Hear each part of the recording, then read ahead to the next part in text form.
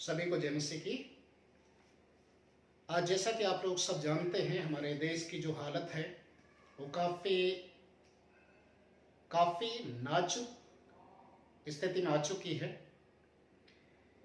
शायद आप लोगों ने देखा होगा कि हमारे देश, हमारे दिल्ली शहर और बहुत सारे ऐसे स्टेट हैं जहां पर कोरोना वायरस का जो संक्रमण है लगातार बढ़ते हुए जा रहा है। अब सुप्रीम कोर्ट और हाई कोर्ट के द्वारा ये एक आदेश दिया गया है कि जो हमारे देश के सैनिक हैं उनकी मदद ली जाए ताकि वो फ्रंट लाइन में आकर खड़े हों और हमारे देश की जो परिस्थिति है इसको कंट्रोल करने के लिए हमारे देश की जो आर्मी है उसके हाथ में एक बड़ी जिम्मेदारी दी गई है। प्रिय भाई और बहनों, आज मैं आपके बीच में जिन बातों को मैं रखने के लिए जा रहा हूं, बाइबल हमें इस विषय पर बहुत सारी बातों को बताते हैं, जबकि हमारा देश इस समय बहुत बुरी स्थिति से गुजर रहा है। क्या हम विश्वासी लोगों का अपने देश के प्रति कोई भी जिम्मेदारी नहीं है? हम अपने आप को विश्वासी कहते हैं, पास्टर कहते हैं। क्या आज हम अपने देश के लिए कुछ नहीं कर सकते? मैं आज आपके बीच में यह निवेदन करना चाहूंगा कि हम मिलकर, जबकि चर्च बंद है, हम ज्यादातर ऑनलाइन चर्चेस ले रहे हैं, तो क्या ऑनलाइन हम उपवास नहीं रख सकते? प्रिय भाई और बहनों, आज आपको इस बात के लिए एक जिम्मेदारी को लेना है। मेरा फर्ज है, मेरा कर्तव्य है कि मैं अपने देश के लिए अपने घुटने झुकाऊं। मेरा फर्ज है कि मैं अपने देश की उन्नति के लिए, अपने देश की चंगाई के लिए मैं प्रभु के सामने उपवास के साथ आऊं और अपनी कलीसिया के लोगों को उत्साहित करूं ताकि वो भी उपवास के साथ अपने अपने घरों में उपवास रखें, प्रार्थना करें, ज्यादातर प्रार्थना करें, ताकि हमारे देश का जो शासन है, हमारे देश के जो मंत्रीगण हैं, हमारे देश की जो सरकार है, परमेश्वर उसके ऊपर दया करे। प्रिय भाई और बहनों, बाइबल में बहुत सारी जगह उपवास के विषय में लिखा हुआ है। उपवास उस समय किया जाता जब देश की हालत बहुत ज्यादा खराब हो जाती है। अजीजों, मैं आपका ध्यान एस्तेर जो रानी है, एस्तेर रानी के विषय में आज मैं आपके बीच में बातचीत करूंगा। एस्तेर की किताब उसके 4 अध्याय को जब आप पढ़ेंगे तो वहां पर इस प्रकार से लिखा हुआ है, उस समय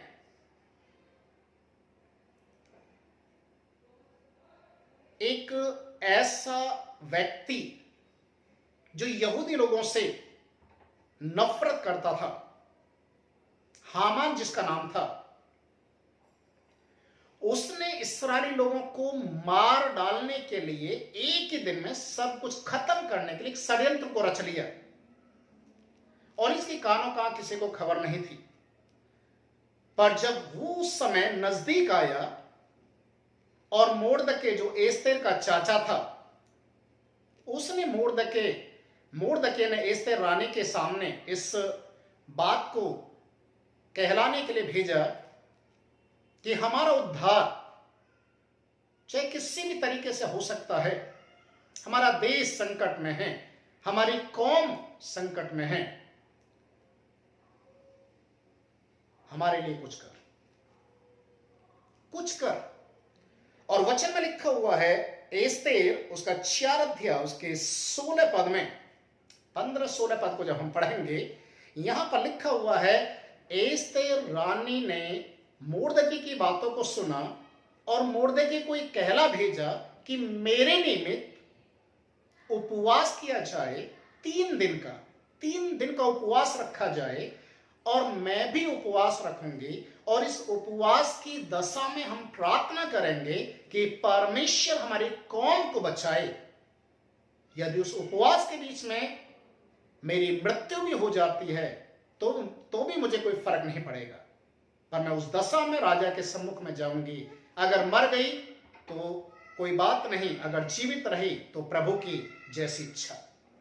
प्रिय भाई और बहनों, मैं आपको बताना चाहता हूं, एस्तेर रानी की किताब को आप पढ़कर देखिए, वहां पर लिखा हुआ है एस्तेर रानी ने जब 3 दिन का उपवास रखा अपनी कौम के लिए, अपने पूरे देश के लिए, जहां जहां जिस जिस प्रांत में इस्राएली लोग रह रहे थे, सब यहूदी लोगों के लिए उपवास के साथ प्रार्थना किया गया। परमेश्वर ने उनकी मृत्यु जो उनकी होने वाली थी, उस मृत्यु से परमेश्वर ने बचा लिया। प्रिय भाई और बहनों, उपवास की प्रार्थना में वो सामर्थ्य है जब हमारे सारे यंत्र, सारी सुविधाएं जब फेल हो जाती हैं, अजीजों, उस समय उपवास के साथ प्रार्थना कीजिए, परमेश्वर वहां पर अपने कामों को करेगा। बाइबल में एक और घटना लिखा हुआ है, योना नबी की किताब को जब हम पढ़ते हैं, उसके 3 अध्याय उसके 4 पद से जब हम पढ़ेंगे, वचन में लिखा है, योना नबी को प्रभु ने निनवे शहर के अंदर भेजा ताकि परमेश्वर के आने वाले न्याय को निनवे के लोगों को वो बताए, समझाए कि परमेश्वर तुम्हारे ऊपर एक न्याय को लेकर आ रहा है। प्रिय भाई और बहनों, योना जानता था कि परमेश्वर जो कहता उसे करके दिखाता है, इसलिए उसने कोशिश तो ये किया कि वो निनवे ना जा सके, इसलिए तरसीस जाने वाले जहाज में बैठा। एक बहुत बड़ी एक रोचक घटना है कि किस तरीके से परमेश्वर उस योना को जहाज में से निकालकर एक मछली के पेट के अंदर डालकर निनवे शहर तक लेकर आया। वचन में लिखा है, जब योना नबी निनवे शहर के अंदर पहुंचा और उसने प्रचार करना शुरू किया, 40 दिन के बीतने पर परमेश्वर इस देश को उलट पुलट करने वाला है।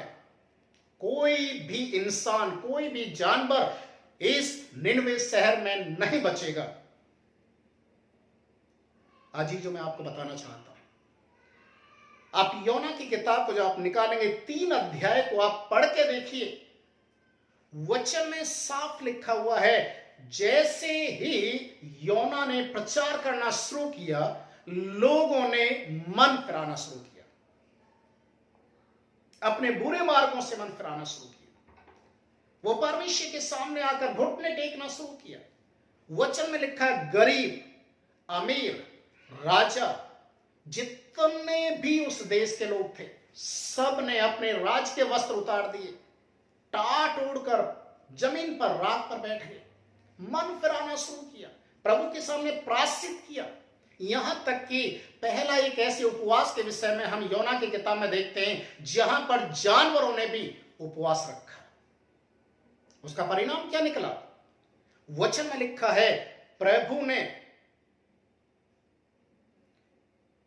1,20,000 लोगों को वहां पर बचाया। 1,20,000 जो उस देश के लोग थे, प्रभु ने सबको बचा लिया। मन फिराने के कारण, प्रायश्चित करने के कारण। अजीजों, आज आप और मैं, हमें प्रभु के सामने आना है, अपने देश की सलामती के लिए, अपनी सरकार के लिए, अपने नेताओं के लिए, अपने प्रशासन के लिए। आज हमें प्रभु के सामने प्रभु की दया को मांगने का समय है। प्रिय भाई और बहनों, अभी बीते दिनों में जब मैं प्रार्थना कर रहा था, परमेश्वर ने इस विचार को मेरे मन के अंदर डाला।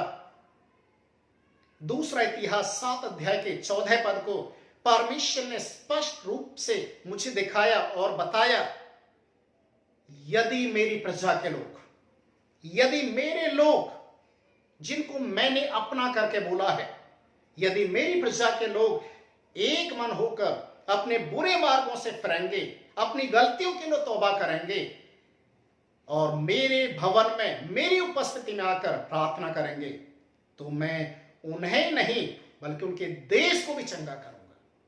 अजीजों, आज केवल आपकी बात नहीं है, आज पूरे देश की बात है। हम परमेश्वर के वो जन हैं जिन्हें आर्मी ऑफ गॉड बोला जाता है, परमेश्वर की सेना है। आज हमारे देशों की बागडोर एक सेना के हाथ में सौंप दी गई है। कानून के अनुसार कोर्ट ने आदेश दिया है कि सेना को पूरा अधिकार दिया जाए ताकि इस परिस्थिति को कंट्रोल करे। आज विश्वासी लोगों, मसीह लोगों, पासवानों, में आपको इंकरेज करना चाहता हूं कि वो समय आ गया है कि आप अपने कलीसिया के लोगों को इंकरेज कीजिए, प्रार्थना कीजिए। आप प्रार्थना करें, आप अपने लोगों को इंकरेज करें ताकि प्रभु आपकी प्रार्थना को सुने। प्रभु अपने देश को बचाने के लिए स्वर्ग से अपने दूतों को भेजे। अजीजों, जब तक हम घुटने नहीं टेकेंगे, जब तक हम प्रार्थना नहीं करेंगे, तब तक कुछ होने वाला नहीं है। हमारा प्रशासन, हमारी मेडिसिन, हमारी डॉक्टरी सुविधाएं सब कुछ फेल हो रही हैं, पर परमेश्वर का हाथ कभी भी फेल नहीं हो सकता। इसलिए आप प्रार्थना करेंगे, हम प्रार्थना करेंगे, मिलकर प्रार्थना करेंगे, हमारा देश इस कोरोना वायरस जैसे संक्रमण से आजाद हो जाएगा। हालेलुया। हम प्रार्थना करें। वचन में इस प्रकार से लिखा हुआ है,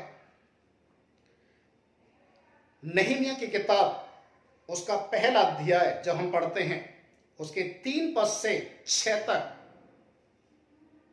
नहमीया गुलामी में गया हुआ था।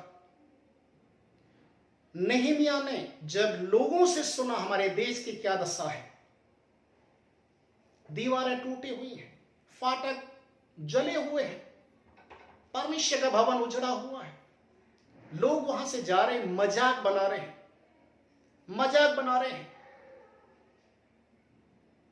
जैसे ही नहमीया ने इन बातों को सुना, प्रिय भाई और बहनों, परमेश्वर का वचन कहता वो घुटने के बल आकर रोना शुरू किया, उपवास रख लिया उसने और परमेश्वर के सामने इसी बात के लिए वो प्रार्थना करना शुरू किया, हे परमेश्वर, मेरे देश के ऊपर तरस खा, मेरे देश के ऊपर तू रहम कर। आज जो दुर्दशा उसकी हो रही है, लोगों के बीच में मजाक और ठट्टा बन रहा है, आप रहम करें, दया करें। और उसने अपनी गलती को, अपने पुरखाओं के पापों को मानना शुरू किया। मैंने, मेरे पुरखाओं ने जो जो पाप किया है उन सबको मैं मान लेता हूं। ये जो दुर्दशा हमारे देश की हुई है, ये हमारे खुद की गलतियों के कारण, हमारे पापों के कारण है। अजीजों, आप नहमीया की किताब को पढ़ के देखिए, परमेश्वर ने उसकी प्रार्थना को सुना और वो देश जो उजड़ चुका था, उस देश को फिर से बनाने के लिए, उस यरूशलेम की दीवार को फिर से खड़ा करने के लिए परमेश्वर ने एक साधारण से व्यक्ति को खड़ा कर दिया और परमेश्वर ने उसके द्वारा उस यरूशलेम की दीवारों की मरम्मत करवाना शुरू कर दिया। आज केवल आपका सवाल नहीं है, आज पूरे देश का सवाल है। जैसे नहमीया ने सुना मेरे देश का मजाक बन रहा है, आज हमारे भारत देश का मजाक भारतीय लोग भी कर रहे हैं, दूसरे देश के लोग भी कर रहे हैं। एक समय ऐसा था कि हम अपने आप को आत्मनिर्भर भारत के नाम से जान रहे थे, पर आज हमारे देश की हालत क्या है? विदेशों से मदद मांगने के लिए हम एक ऐसी कगार पर आ चुके हैं। अजीजों, आज हमें घुटने टेकना है, आज हमें उपवास रखना है, चाहे किसी भी तरीके से हम कलीसिया को उत्साहित करें। आप एक अगुए हैं, आप एक मॉडल हैं, कलीसिया आपको देखकर चल रहा है। आप बोलेंगे कि हम सब प्रार्थना करेंगे 24 घंटे का, 12 घंटे का non stop prayer, chain prayer, उपवास के साथ हम करेंगे। हमारे देश के ऊपर परमेश्वर जरूर से तरस खाएगा, परमेश्वर जरूर से अद्भुत कार्य करेगा। आप प्रार्थना करेंगे, हम प्रार्थना करेंगे, मिलकर प्रार्थना करेंगे, परमेश्वर देश को जरूर से बचाएगा। बाइबल में हम इस प्रकार से पढ़ते हैं, यशायाह की किताब उसके 58 अध्याय उसके 4 पद को अगर हम पढ़ेंगे तो वहां पर लिखा है कि हम जिस प्रकार का उपवास रख रहे हैं वो उपवास परमेश्वर पसंद नहीं करता, क्योंकि हमारे उपवास की प्रार्थना परमेश्वर तक नहीं पहुंच रही है। मन फिराना बहुत जरूरी है। मन फिराना बहुत जरूरी है। और उपवास के लिए पूरी तैयारी जब तक ना हो, पूरी तैयारी के साथ हम उपवास में बैठकर एक प्रार्थना के विषय को लेकर जब तक परमेश्वर के सामने नहीं आएंगे, हमारी प्रार्थना अधूरी रहेगी। प्रियो, मैं आपको उत्साहित करना चाहता हूं, जब कलीसिया प्रार्थना करती है, जब विश्वासी लोग मिलकर प्रार्थना करते हैं, तो क्या होता है? प्रेरितों के काम उसके 12 अध्याय पहले पद से आप पढ़ के देखिए, वहां पर लिखा हुआ है, जब कलीसिया ने मिलकर प्रार्थना करना शुरू किया, जब कलीसिया ने मिलकर प्रार्थना करना शुरू किया, और पतरस जेल के अंदर बंद था और जेल में उसके लिए एक मृत्यु का ऑर्डर हो चुका था, उसकी हत्या करने के लिए, उसे सजाए मौत देने के लिए उस समय राजा हेरोदेस की ओर से आदेश निकल चुका था। जब कलीसिया ने प्रार्थना किया, लो लगाकर प्रार्थना किया, अजीजो, बाइबल इस बात की साक्ष्य देती है कि परमेश्वर ने अपने स्वर्गदूत को जेल के अंदर भेजा और पतरस को जेल से बाहर निकाल दिया। आज क्या आपके उपवास की प्रार्थना के द्वारा, आपके द्वारा क्या परमेश्वर सुरक्षा से अपने दूतों को भेजकर इस कोरोना वायरस जैसे महामारी से हमारे देश को नहीं बचाएगा? बचाएगा, क्योंकि हम एक ऐसे जीवित परमेश्वर को मानते हैं जो कहता है उसे करके दिखाता है। वो सत्य परमेश्वर है, वो जीवित परमेश्वर है। अजीजो, हम प्रार्थना करें उपवास के साथ, घुटने के बल आचार अपने देश के लिए। यहां पर केवल आपका और मेरा अपना खुद का एक जिम्मेदारी नहीं, अपने बारे में सोचने की जरूरत नहीं है, हमें अपने देश के बारे में सोचना है, हमें अपने कानून व्यवस्था के विषय में सोचना है। ये आपकी और मेरी जो लड़ाई है आज आत्मिक क्षेत्र में आ चुकी है। पौलुस इस प्रकार से लिखता है इफिसियों किताब उसके 6 अध्याय के 12वें पद में जब हम पढ़ते हैं, ये हमारा जो युद्ध है ये मांस और लहू से नहीं है प्रियो, मांस और लहू से नहीं। ये एक ऐसे वायरस के खिलाफ में हमारा युद्ध है जिसको हम अपनी आंखों से नहीं देख सकते हैं। अजीजो, आज लोग कह रहे हैं, मीडिया इस बात को देख रहा है, बोल रहा है, ये वायरस हवा में उड़ चुका है, हवा में है, किसी को भी इफेक्टेड कर सकता है, पर इसका तोड़ केवल विश्वासी लोगों के पास है, केवल विश्वासी लोगों के पास है। आइए हम एक मन होकर प्रार्थना करें, उपवास के साथ प्रभु के सामने आए और इस कोरोना वायरस जैसे महामारी को हम रोकने के लिए प्रभु की अगुवाई में आए और परमेश्वर से प्रार्थना करें कि परमेश्वर स्वर्ग से तू अपने दूतों को भेज और इस महामारी को भारत देश के अंदर से पूरी रीति से जड़ से खत्म करने में प्रभु आप मदद करें। हालेलुया, हम प्रार्थना करें। आइए मेरे साथ आप प्रार्थना करें। पवित्र महान परमेश्वर, हम धन्यवाद करते हैं आज के दिन, इस समय के लिए, आपके अनुग्रह के लिए। प्रभु, जबकि हमारा देश एक ऐसी महामारी से तड़प रहा है, त्राहिमाम कर रहा है, हम एक मन होकर, एक चित होकर प्रार्थना करने वाले बने, ताकि हम अपने देश की चंगाई के लिए, छुटकारे के लिए, जैसा तेरा वचन कहता है उसके अनुसार उपवास के साथ आए और इस बंधन से अपने देश को आजाद करें। अपने देश को बचाने के लिए हम प्रभु अपने घुटने तेरे सन्मुख में झुकाएं, उपवास करें, प्रार्थना करें, ताकि हमारे जितने भी नेता लोग हैं, जितना प्रशासन है, सब मिलकर इस कानून व्यवस्था को बनाए रखने के साथ इस कोरोना जैसी महामारी को पर विजय को पा सके। पवित्र आत्मा, आप हमारी अगुवाई कर, हमें एक मन, एक चित्त होने के लिए प्रभु आप मदद करें। सारी बातों में तुझे महिमा मिले, यीशु के नाम में दुआ को मांगते हैं, आमीन आमीन। सबको जय मसीह।